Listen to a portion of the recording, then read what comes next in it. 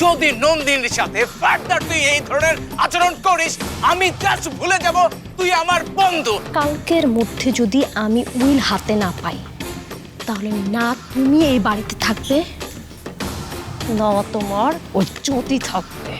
শোক যা করার আজকের মধ্যে শেষ করে ফেলো। ঘরটা এখন থেকে সবসময় গুছিয়ে রেখো চাচা, যেন চাইলেই যে কেউ এই ঘরে উঠতে পারে। চাইলে উঠতে পারে মানে কে উঠবে বাবা? এই ঘরের যে যোগ্য।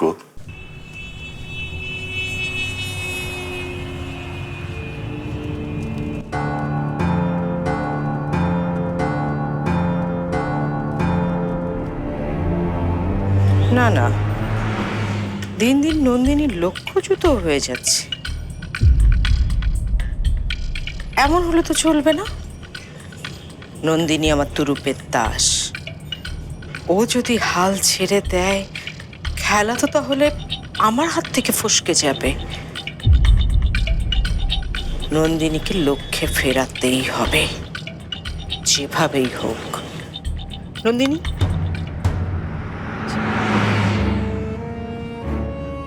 এভাবে ভেঙে পড়লে চলবে? তোমাকে আরো শক্ত হতে হবে। আমি তোমাকে আগেও বলেছি, আবারও বলছি, মাহিনের চিন্তা বাদ দাও।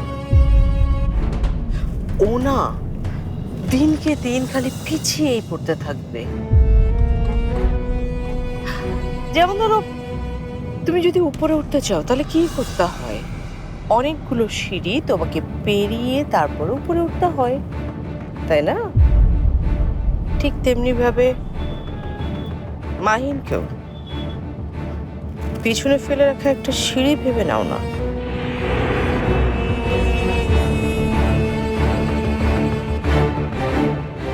বাধা হয়ে তোমার কি মাহিনের সাথে কাজ করতে সমস্যা হচ্ছে? না না না, সমস্যা হলে তুমি আমাকে বলতে পারো, আমি তোমার ডিপার্টমেন্ট চেঞ্জ করে দিব। মাহিনের সাথে তোমার আর কাজ করতে হবে না।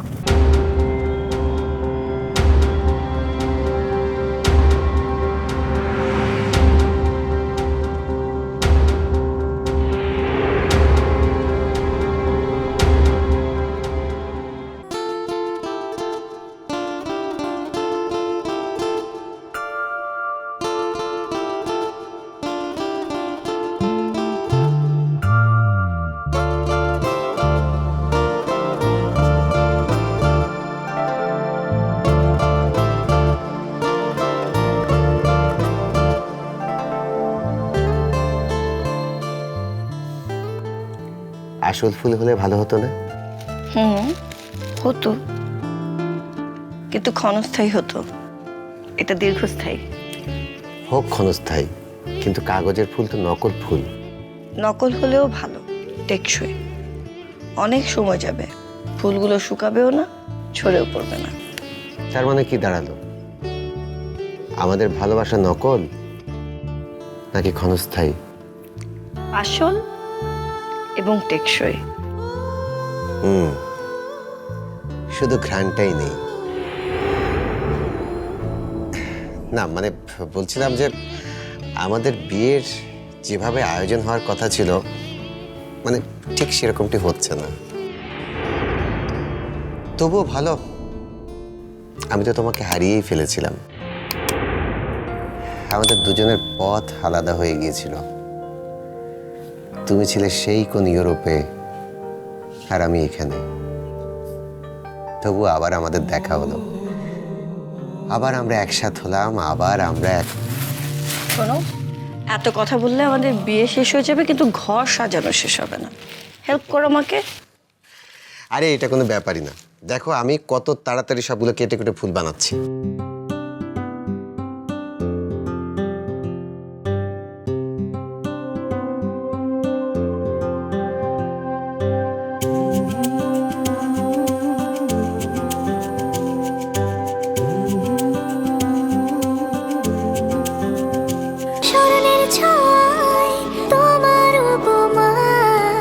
বদলে দিলে যে স্পাইরুলিনা সোপ, রূপচর্চায় আভিজাত্য।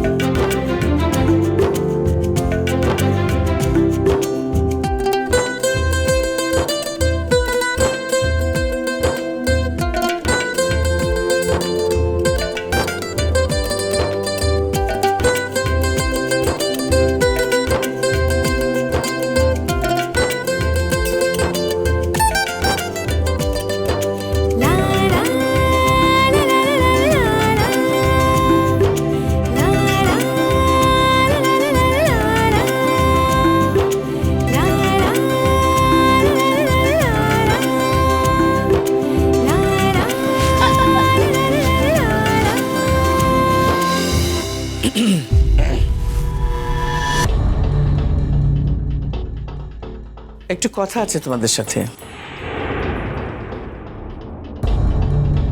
একটু বাইরে আসবে? আসছি আম্মা।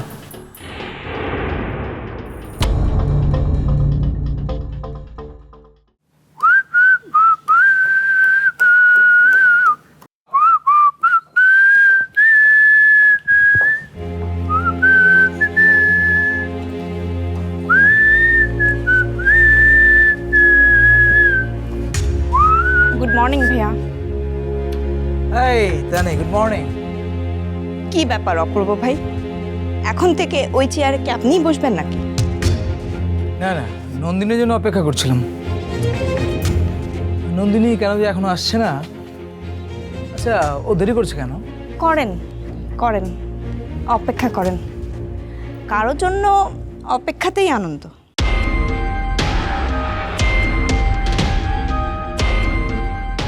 বাহ, গুড মর্নিং ম্যাম। আজ সূর্য কোন দিকে উঠলো অপূর্ব? এত সকালে তুমি অফিসে? ভালো ভালো, আজকাল তোমার অনেক চেঞ্জ চোখে পড়ছে অপূর্ব, অনেক উন্নতি করছো তুমি। Very good. নন্দিনী শোনো,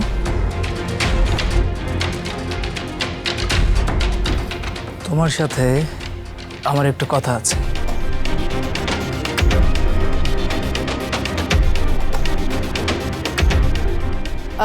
তানি, তুমি একটু আমার সাথে এসো তো আমার রুমে।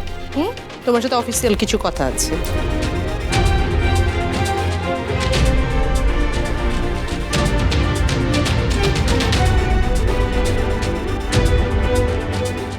তানি যাও, তোমাকে ডেকেছে, প্লিজ।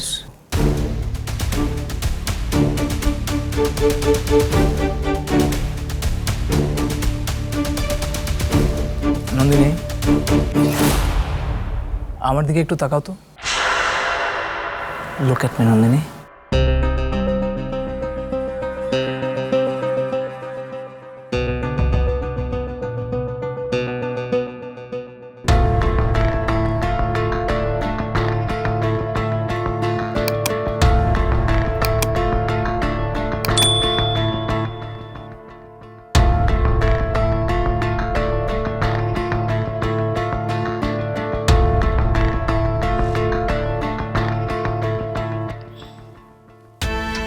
এসো, বসে তোমরা।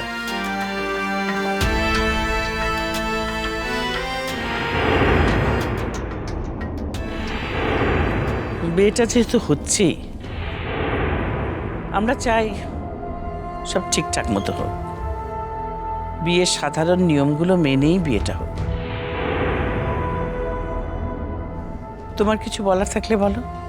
না না, আমার কিছুই বলার নেই। আপনাদের যেভাবে ভালো মনে হয় সেভাবেই করেন।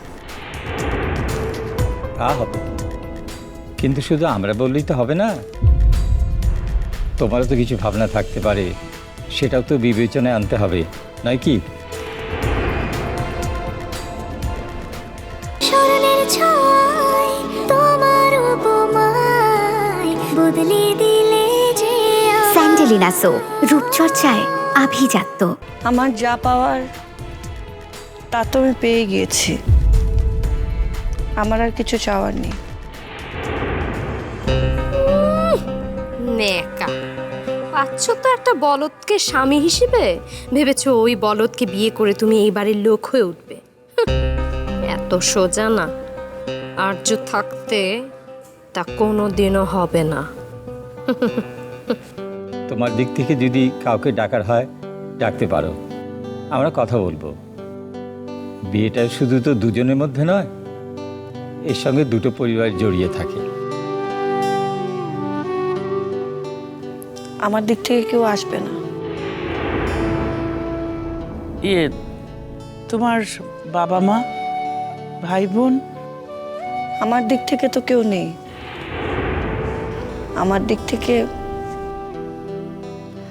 আমি আছি, আর এখন আছেন আপনারা। আম্মা, আমার মনে হয় কি আমাদের কাছের আত্মীয় স্বজন যারা আছে তাদেরকে তো ডাকা দরকার, তাই না? অন্তত নন্দিনী, অর্ক, নন্দিনীর মামি, এদেরকে তো একটু বলা দরকার, তাই না আম্মা? নন্দিনীকে ডাকা হবে, এ নিয়ে তোমাকে ভাবতে হবে না।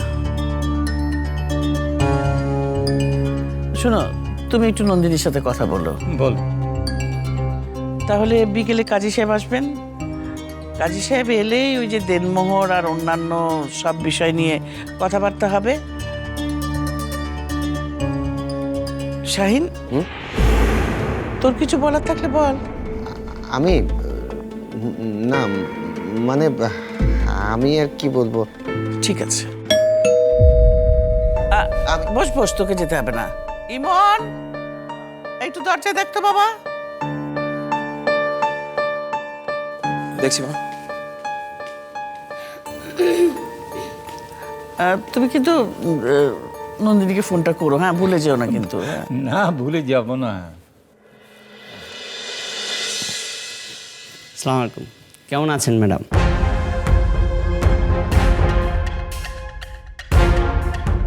ওয়ালাইকুম আসসালাম। কি ব্যাপার উকিল সাহেব, মানে আপনি হঠাৎ করে, সব ঠিকঠাক আছে তো? আমি ডেকেছি ওনাকে, ওনার সঙ্গে আমার কাজ আছে। ওকে স্যার, আমার ঘরে চল।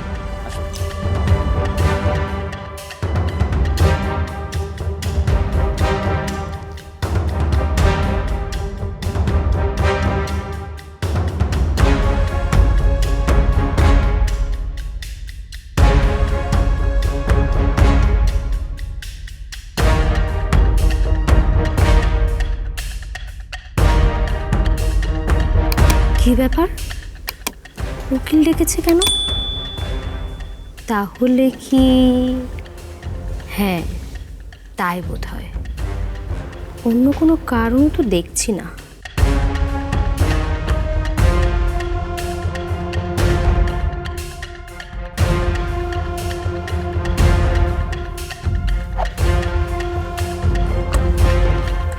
স্যার, আপনার কথা মতোই উইলটা তৈরি করেছি স্যার, একটু দেখে নেবেন প্লিজ।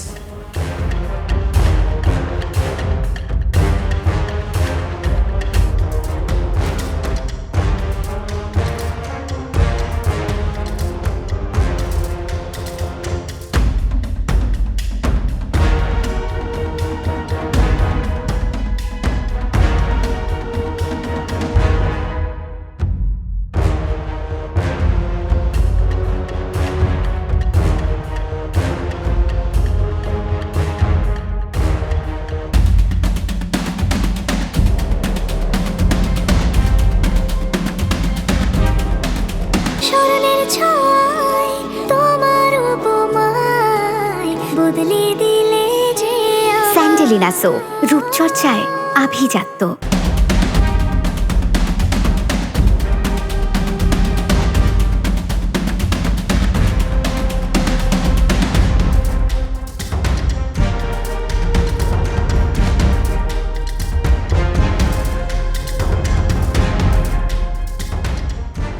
শাহিন,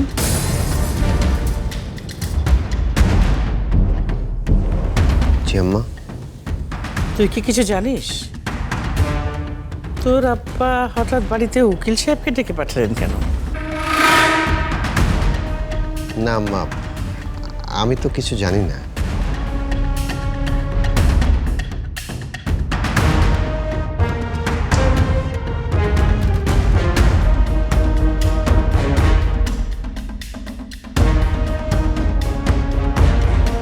বাড়িতে হচ্ছেটা কি? আমি তো কিছুই বুঝতে পারছি না।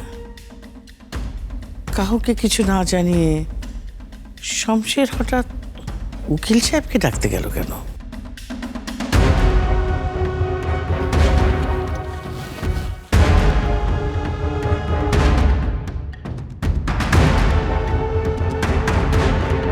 স্যার, সাইন করার আগে একবার একটু পড়ে নেবেন? আর দেখার কিছু নেই, আমি ভেবে চিন্তেই সিদ্ধান্ত নিয়েছি। স্যার, এখানে এখানে আর এখানে একটু সাইন করতে হবে।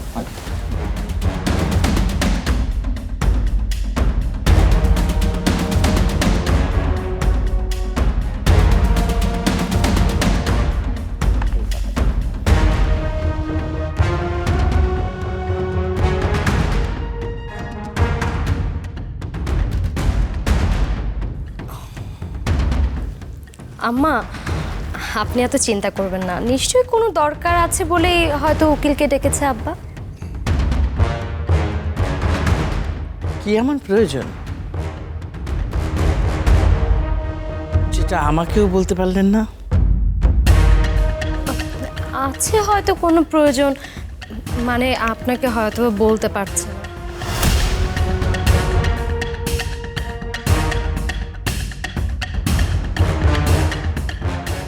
আমার কাজ শেষ, এবার তাহলে আসি।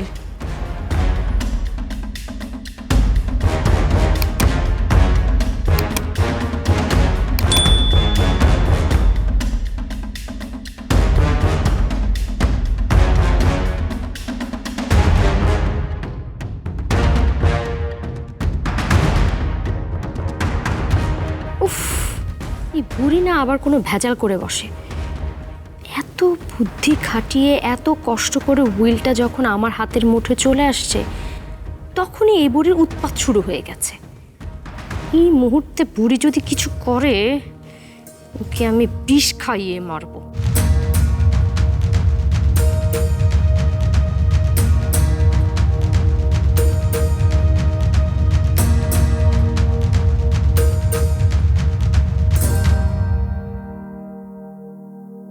এটা নেই, আরজুকে দিস। তোর অংশটা আরজু নামে করে দিয়েছি। নন্দিনীকে তো টাকার কথা ছিল আব্বা, তখন যে বলছিলেন। আমি নন্দিনীর সঙ্গে কথা বলে নেব। নে, কথা বলে নে। বাড়ি থেকে বের করে দিলে তো ওই নন্দিনীর কাছে গিয়ে উঠতে হবে তোদের। দেখবো তখন ও কত সোহাগ করে। Please leave me Nandini, believe me, trust me Nandini, trust me.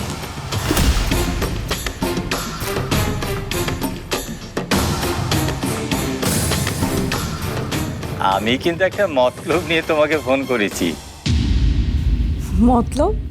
হ্যাঁ, শাহিনের সঙ্গে জ্যোতির বিয়ে হচ্ছে।